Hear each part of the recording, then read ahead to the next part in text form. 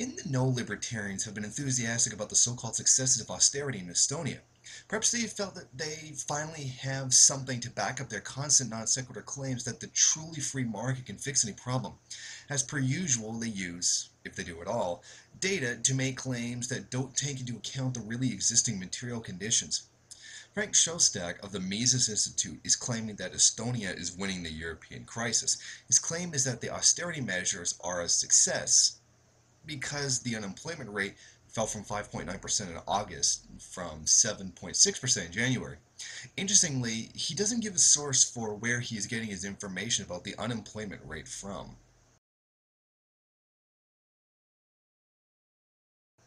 His lack of a source is highly suspicious when a reliable source like tradingeconomics.com is saying unemployment in the second quarter of 2012 was at 10.2%. In late 2011, it was about 11%.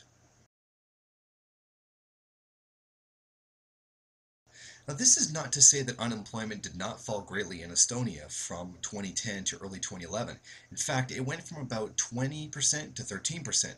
For market fundamentalists have automatically attributed this to austerity and less government without investigating other factors. It seems more likely that the drop in unemployment is actually due to the mass emigration of people out of the country rather than economic recovery.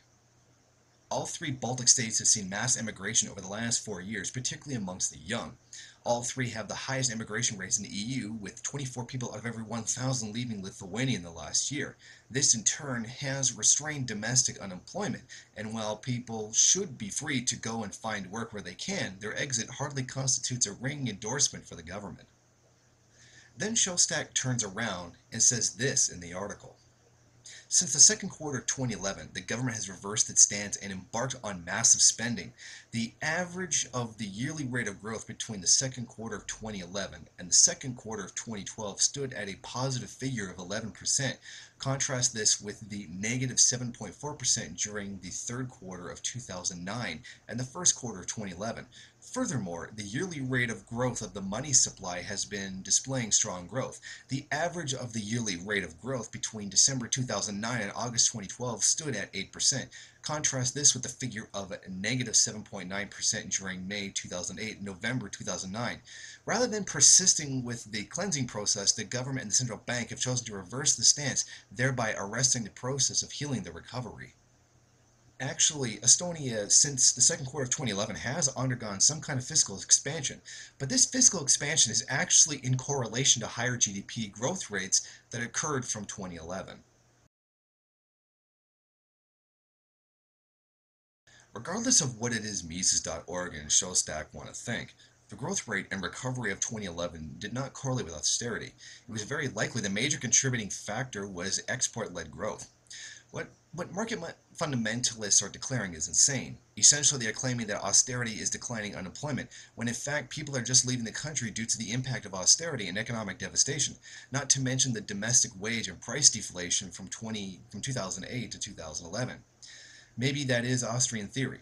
The unemployment rate can be lowered by forcing people out of the country through poverty. So much for the non-aggression principle. Now take this from the end of the article.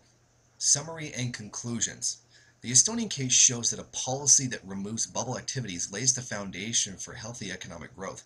Any attempt to alter tighter fiscal and monetary policies brings back false non-productive activities and leads to an economic impoverishment.